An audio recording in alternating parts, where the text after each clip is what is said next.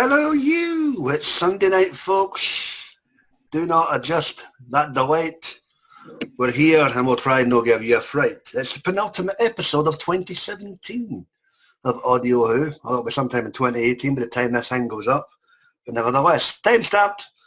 And as a result of that, we have to give you the penultimate episode of Caroline Morris's Erimem with the Mind's Eye, Peter Davison, Nicola Bryant, and that fair lady herself, the Queen of Egypt. We have a jungle planet. We have a distant Egyptian utopia in the 2500s. And we have Peri seemingly stuck in an episode of Days of Our Lives. Go figure. We have killer plants, we have corrupt majors and doctors, and we have the FDA working in the background. What did we think? Well, you're about to find out, but before we get to that, let's get to this. It's your panel for this evening.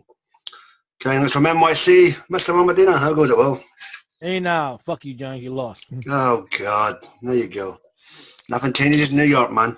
Joining us early on a Monday morning. AJ, he has the thunder. How's it going, man? Hey there, guys. How are you today? Good to see you, mate. All the way from Techico enjoying his day off. He has a beard that must be feared, but he's nevertheless revered. This is Tim well. Timbo, how goes it, man? We'll be right back. Indeed, as always, whoopee! And joining us all the way from Tottenham, he puts the star in starshine. It's Philip Archer. How goes it, Phil? We had some snow today and I fucking ate it. Oh, excuse my language. Oh, no, I can swear. That's all right. No, you can say what the fuck you like on there. Yes, Philip, you had the white stuff. Go figure. He's still inhaled it. So, makes a change for the toothpaste, folks. The Mind's Eye. As I alluded to, you essentially get three stories going on at once here as a result of these toxin and killer plants. You have the main story on the unnamed, unspecified jungle planet. You have Erimem's plight in our Egyptian utopia. And as I say, you've got Peri in an episode of General Bobbin Hospital with one of the worst kid actors I've ever heard. But that's a wee gripe of mine I'll get to later. Opening thoughts, The Mind's Eye. Okay, AJ, opening thoughts, The Mind's Eye, Pete Davison, Nicola Bryant and Caroline Morris. I really didn't mind this story. It seems like it was a precursor to the Christmas special we have for TV with the dream crabs. It was sort of very similar to that and all that. Right. This is also just released, I looked at it a little over 10 years ago. It was November 2007, so happy birthday to this story. There you go. I just really liked it, how they each had their own little, Peri and Erimem had their own little dream worlds. The Doctor was stuck in the real world, and he had to go in and save them, basically, Matrix style. So it was really cool. Okay, never said I had an issue with the topic, just certain things within it. But yeah, I concur, good stuff. Timbo, opening thoughts on you, mate, The Mind's Eye, what do you reckon? Oh, it was definitely a bit Lynchian, wasn't it? It's got the... I really like the idea, though, of these creatures or these plants. I'd forgotten about the dream crabs. It is very similar to that. But that kind of lure you into sleeping and then feeding off the energy provided by your dreams until it eventually just takes your life. I thought that was a very clever concept. It's a bit different from your crinoid, which just kind of turns you into one of them kind of thing. Yep. Plant thing. But it was pretty cool, and it's cool how you only the story goes on. You learn more and more. In other words, it starts out with the three leads in different places apparently. So they're each in their dreams. Even the Doctor, I think he has just woken up when the story begins. Yep. And I think it's interesting too that we didn't find out what his dream was. I mean, it's like like you said, Peri's in a soap opera. You got Erimem, who's the queen, of course, of where she's at. But I mean, the Doctor, we don't know what he was dreaming about. It was probably something silly. I'm sure he was dreaming about that one day wearing that rainbow-infested jacket. But there you go. With his rubber ducky or something, I don't know. Or his rubber ducky, yes, indeed. His wee kitty lapels. Well, Mind's Eye, what do you reckon, mate? Opening thoughts? Oh, it's good. From the beginning, I was wondering what each character was, especially when you get to Peri and you hear that soap opera music and TV and all that. You're like, what's going on? And then you realize, besides the Doctor, these two was attacked by the plants like that. But it was unusual how different each one of the dreams is because, of course, Erimem was living in she was a queen of her world. And of course, she still stylized it after Egypt, where she's from. And then, of course, she used a lot of technology from visiting the other planets with the doctor like that. And the Peri was the one that was unusual. That she is married to a, well, not married yet. She was engaged to a guy who has a son that doesn't like her. Like, and listening to her story, you really find no reason why the kid doesn't like her, because it wasn't Peri's fault that the kid's dad broke up with his mom. Because so that was a little bit puzzling. But I'm a little bit shocked in listening to that Peri survived this, because she was way past stage 3 in this thing. And when the second chapter ended and she got hit by the car, and in reality, she should have either went to a fatal coma or suffer more than be able to wake up again. That's a little bit perplexing there. The doctor not having, we seen hearing the doctor's dream. The thing that probably would have woke him up is probably having a dream about Susan. That probably would have woke him up real fast. You know, whether they would ever follow up to that, I really doubt it like that. The crazy thing is how the other characters, like the military and the doctor, wanted to use these plants, not very not for profit in very despicable ways. And what's unusual, because the plants do show up again in the future audio called Brotherhood of the Daleks. And knowing how deadly these plants are, it wouldn't surprise me that in some time in the future it's going to be using a time war. It's a very, very deadly plant that if it's, could be siphoned off the way its effects does on people, it could be very helpful in the time war. So that really sticks out right there. Yeah, you mentioned Taco, and who was the other one? Major. Oh, the Major, her name was Major Taco. Major Taco. And she was played by Rebecca Front. Yeah. You had Hayton, played by Owen Teal. Yeah, the scientist. Kyle, played by Thomas Brodie-Sangster. All right. Which I can tell you who that is in a minute. And well, you know what? Thank you, because there was one point in this audio I wanted to strangle the little fucker. You'll recognise him from Doctor Who anyway. He's been right. And you had another character named Yukami, played by Richard Lane. Yukami was the tragic character in this. Yeah, and Andre by Nicola Weeks. Yes, the girlfriend posing in her knickers. His American accent was tragic, I'll say that. Yeah, well, there you go. When we ain't all perfect, kind of like Adam. We'll not mention him. Philip, opening thoughts, main eye? First, can I thank Will for reminding me about the Dalek story? Because that's what I was trying to remember, what it reminded me of with the plant thing. Because it was the same kind of deal with that Dalek story you mentioned. So thank you for that. That's the Colin Baker tale, wasn't it? Yes. Colin Baker with Charlie. Yeah. I think we've done that. Pretty sure we've done that one. What was that? Blood of the Daleks? Not Blood of the Daleks. Brotherhood. That was the most screwed up story, because I could never understand it, even to this day. That's the one that introduces Mila. Yes. Yeah. Anyway, getting back to this story, I thought it was very good. I enjoyed this. The fact that after all the bitching last night, continue. I know. But the fact is, I felt that Erimem had the better story of the two women. Well, I agree. Yeah. I think it was more meatier than what Peri was doing, being the dutiful housewife and whatever. However, I think it reflects the personalities of the two women. Basically, is what it does. They're going to be entirely different. So. That's true. I find it ironic that she's the botanist and she's nearly getting devoured by a plant. Just saying. Good point. The son, who William just mentioned, who his name is played. He was in Family of Blood. Played that boy with the footwatch. Who?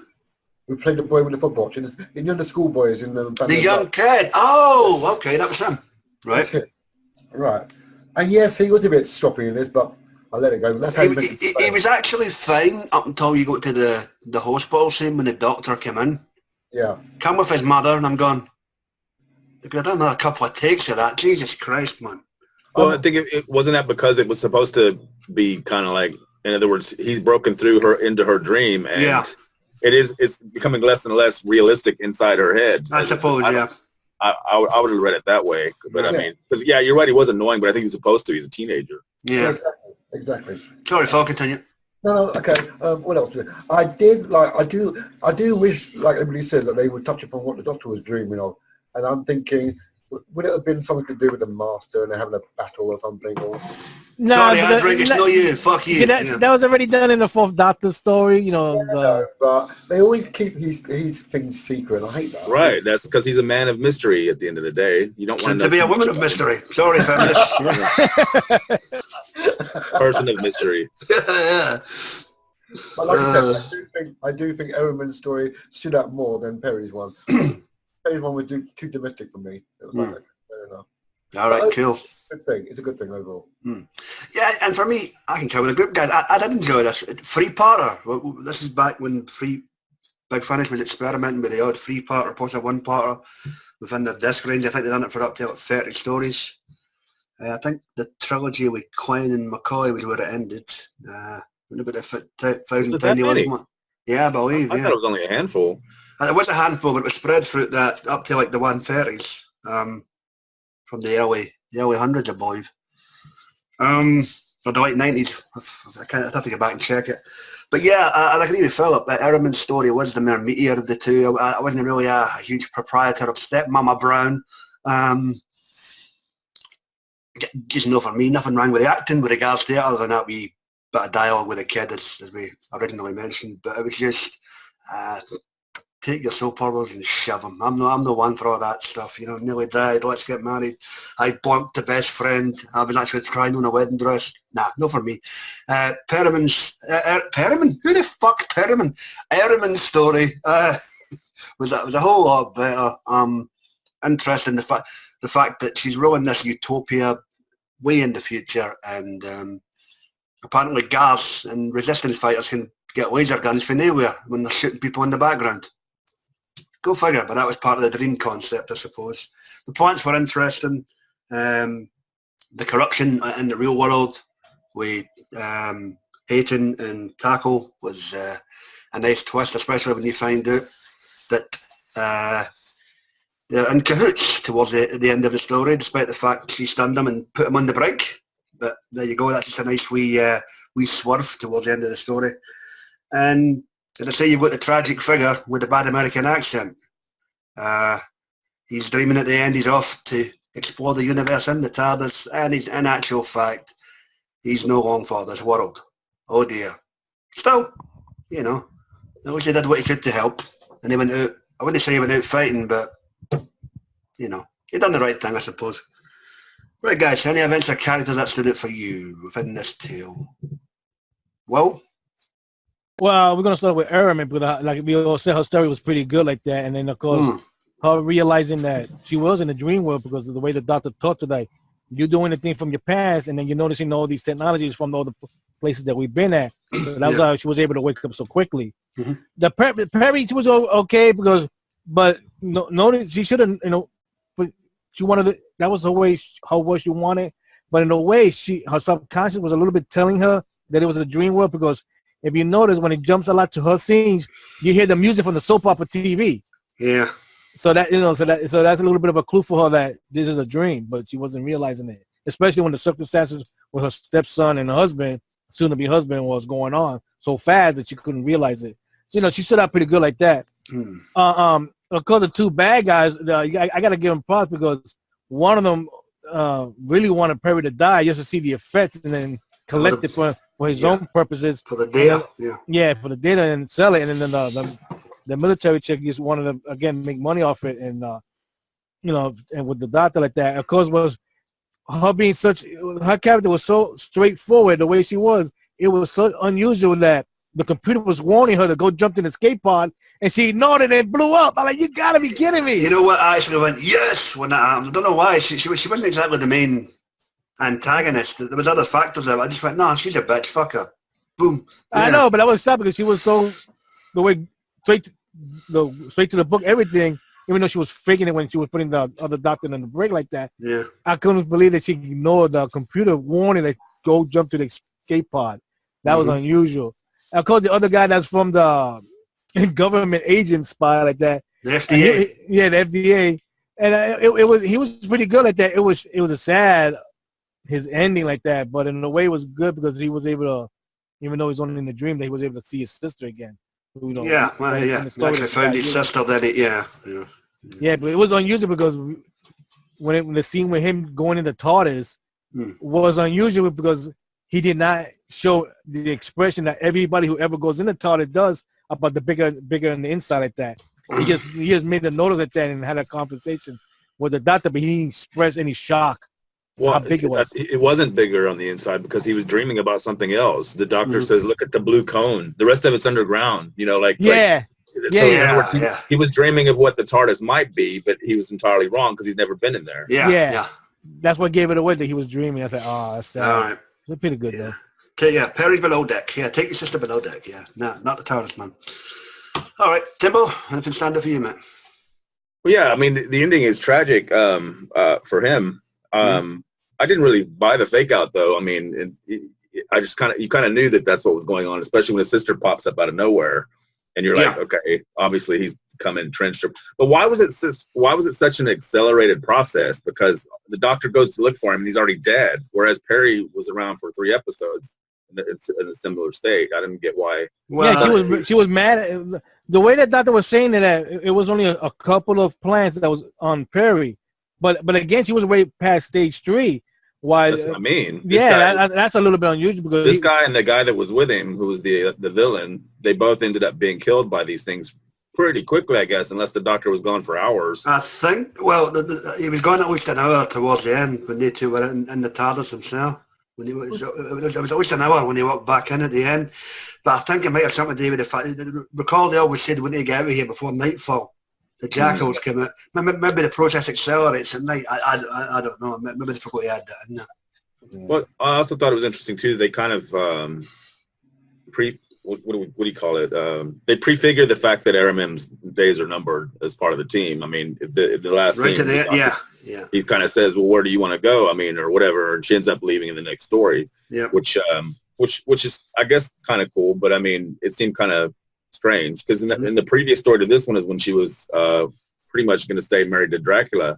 Remember that Son of the Dragon. Yeah, Son of the Dragon. Yeah, so it's weird. All right. Yeah, that's cool. You're sort of saying that they kind of lost their way with her, didn't know what else to do. No, it was the fact that the writing team, the executive producer at Big Finish, changed hands from Robert to Briggs, and they kind of cleaned house. All right, time for some new characters. Let's move Charlie there. Let's get rid of her. Let's, Yeah, because they got rid of Eight's friend too, right? Kara's or whatever. Kara's, yeah. Kara's was killed off. He was killed off, and then Charlie was with 6. And Erimem was left. Erimem left, and then later on, 8 meets Mary Shelley. Yeah. All right. Phil, hunt for you. Anything else stood out for me? Not necessarily, but I did have something in my head, but it's gone because we've been talking about other things. What was I trying to say? Can you come back to me, please, and I'll get back to it? AJ, while the brain like Sev tries to think about what he was talking about, and for you, mate. Yeah, there's a few little points here. Like early on for Erimem's story. No, continue. He had his shot. He can wait. Early in Erimem's story, she already started seeing little plot holes, but just brushed them aside, didn't think about it. Like she goes to a servant girl. She goes, "You've been with me for 20 years. How is that possible? You would have only been a small child at the time." Yeah. And also the fact that if you're in a dream and apparently your food is poisoned, but you don't know it, would you still die? Indeed. Because you're in a dream? All right, hang on. Continue your thoughts, AJ, then go to Philip. I'll be right back. Would you still die in the dream if you were the food was poisoned, but you didn't know it? Like if someone told you it was poison, you would die. Do you know what I mean? Like it's a conscious thing. Yes, it's you react to what. But because she's dreaming, she wouldn't actually eat the food because it's dream food, So no, but she was ready to eat the food. Remember? Yeah. Without the food tester. So to me, she would have survived no problem because she didn't know the food whether it was or wasn't poison because it's a dream. Well, just like Peri was hit by a car and she remembered it hitting her directly, but it didn't. She was perfectly okay. I mean, I know she comes equipped with her own, what do you call it? Bumpers. No, what are those things that fly out of your... Airbags. Oh, airbags, yeah.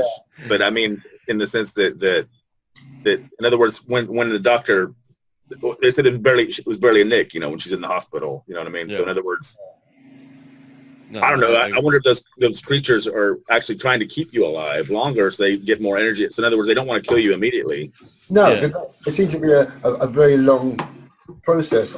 And you know what you said about Peri being found covered in well, she covered completely in those drying things, rather than just a little bit, as opposed to. She was covered up a lot because there was the who found her was able to see her from probably her chest up. So she was covered a lot. Which But that, means- you know, that's still a question how she was able to recuperate that fast. Yeah. Right. The one thing in Erimem's dream that she should know that's not there was little Antoinette, her cat. Why did you remember him? Because you remember she was kind of she kind of Attached? Oh, you talking about that? What was that half an hour story? That thing when it was shitting all over the place. Oh, no place like home. There you go. Yeah, that was the big giant rat. That was the enemy. Yeah, I just remember that Antoinette came after the fact, to be honest, so she wouldn't have remembered him. Yeah, there you go. You answered the ring question, Phil. Congratulations. Sorry, my fault. Anything else, guys? Can't think of nothing. Nope. All right. Well, for me, yeah, it was basically a decent three-parter to foreshadow Erimem's departure and the Bride of Paladin. Next story run, as Tim alluded to. This is this is basically the end of the line for Caroline Morris. And we're off to Androzani. You'll figure. But yeah, good wee tale. As I said, just we minor nitpicks with the kids acting when it came to Kyle. But hey ho, we can't have everything. And it was, as Tim alluded to, the fact that the dreamscape was fucking up and it was time to get the hell on out of there. I did find it interesting though that in both instances, Peri and Erimem, the thing that started to make the dreamscape collapse was the question, all right, how did you leave me? Yes. And neither one could remember.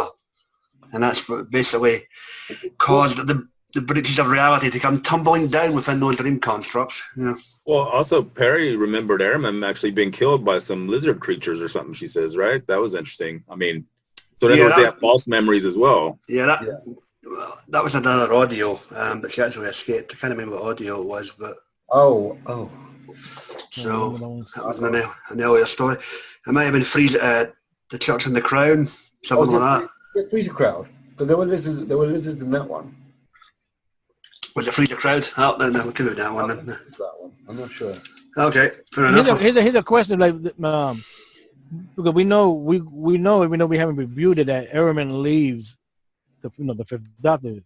It was unusual that I don't know why Big Brooks haven't done it. Why that character had to come back, or because They can make more stories in between her time that she was with him. I know they've done that too. And this is a little question because we get into the point even though the Fifth Doctor, the 6th and 7 and they stories are all over the place, because time is different like that, and especially which companions they're with. We don't know where it takes place. It's getting to the point we need to find out what's going on with some of these companions after they left with the Doctor, because we don't really know that much about some of these people. I mean, we find out about Lita because of the time, because of the War Doctor, and of course we had that short trips with Nissa like that. But we don't, and we need to find out what's going on with some of these characters. Like, are they still alive? Or did they pass away? How much time passed? Just to pick you up on why they don't go back and Dave Mayer in between, I think the reason for that is essentially that they've shifted Michael O'Brien to Colin Baker now, and at that time they didn't have Janet Fielding full time nor Matthew Waterhouse on staff when they were doing these stories. So hence why. What you're saying, you want to see what's happened to Caroline Morris's Erimem character. Yeah, I'd like to know what happened to her. But there's been books written after the fact of I think it's better that their story's done. That's it. I mean, because I mean, until Sarah Jane Adventures, we never saw what happened to Joe Grant again, and nobody really missed her. You know what I'm saying? It's like the show moves on, so do the characters. In other words, they live in their happily ever after somewhere. Yeah, but what's funny is that when some of these characters are created for big films, like say Erimem, in a funny, unusual way, another character appears on TV that almost acts like her. That's the same thing, with Benny and stuff like that. Like, you see some hags, some of these characters, whether they got killed off or not like that, even though some of them don't return after many years, you see something like them on TV. That's like, in my opinion, I think that's a little bit of a disrespect, that BBC is giving to the Big Finish. Okay, yeah, we all hate Stephen Moffat. No, I'm not saying him. I'm saying, remember, somebody has to approve his ideas. So the BBC. The thing is, you're the doctor. You're gonna run into more than one archaeologist and more than one male nurse, I guess. But I'm just saying. I mean, it's like it's not like they stole him. It's just they're the same kind of character, but basically they're different people entirely. Character-wise, Rory is nothing like Hex. Yeah. They just have the same career. I mean, but in terms of personality and the way they act in different situations, they're nothing alike. Same thing with River Song and Benny. I don't think they're anything alike at all. I still want to be in the bar when that happens, man. Fuck. Yeah, I got about 20 on Benny. I'll sit to either side. You keep racking up the beers. Yeah. Right, guys. If there's nothing else. No, there's nothing else. Nothing else. And I guess it's. Yep. What? Oh, sorry, Go ahead. one thing. Towards the end of the story where they send out that radio transmission saying, stay away from the planet, it's not safe. I reckon a radio transmission wouldn't have been good enough. I reckon put a beacon around the planet transmitting the signal. Because just to send a radio transmission out into space, well, you don't mention what planet it is. You don't mention where it is. It's just a random planet as far as they can. Well, the planet was unspecified anyway. I'm shocked he didn't send us a message to the Time Lords about these planets, too. You probably find that the planet was recognized via its coordinates, even though I don't know if coordinates were mentioned, but, you know, there you go. Right, if there's nothing else, guys, as the time ticks down here, I guess it's that time again. To tell these individuals who call themselves SJW, fuck off, drop dead, piss off. Grow up. Thank you, too. There you go. Take note. Hippies. Yeah. Right, guys. The Mind's Eye. Peter Davison, Nicola Bryant, and Caroline Morris. Big Finish Main Range 102. Philip, you get us out of 10, mate. I'm going to give this a nice little dream of 9. 9 out of 10 for Philip Archer. AJ, what's the number from Down Under? Yeah, I'm going to give it a 9 out of 10 too. It was a good little story and it just ticked all the boxes. Giggity. Timbo, what's the number from Techie, mate? That's why I'm going to give it a 10. There you go, because everything's bigger than Texas. Yes. No, I meant what, AJ. It ticks all the boxes. It's a good story. And you're right, 3 parts is sometimes better. It didn't overstay its welcome at all. So there you go. Okay. Cool stuff, mate. And what's the number from NYC, Will? I'm going to give it a 9 out of 10 also. And look forward for more stories with Erimem, which I haven't listened to. Indeed. And I'm going to get a 9 as well. So Tim wins by having the highest score, but 9's all round. And it's a good tale. The price is right. Yodelay-hoo. So yeah, good story, guys. Nice little 3-parter, and go give it a bash. It might just be for you. Unless you don't like giant killing plants, in which case I recommend go listen to Little Shop of Horrors. Right, guys, done, dusted, in the can for the evening. It just leaves us to divulge what we will be tackling in our final Audio Who recording of 2017. Philip, what we doing? Well, we're delving into the suburban areas of the city of Manchester. Manchester, yeah. And we're going to be tackling the Condemned. The Condemned. Colin Baker, India Fisher, Sitsy, Charlie, Murders in a Flat. It's going to be batshit crazy. Join us for that. And with that, it just leaves us to say, please check out our wonderful buddies on the wonderful wackety world of YouTube. You get Dr. Freedom, his news broadcast, and his Omega Files. You've got the guys and dolls at Geeks Assembled for the audio heads, movie and TV reviews. You get Sammy TARDDIS Blue Radio, Johnny Boy, Sammy Carter, Mike Sharon, and everybody's online. Like, share, comment, subscribe. I'm getting the hell on out of here. My toast is getting cold. Be excellent to yourself and each other, and fuckity bye, folks. All the best.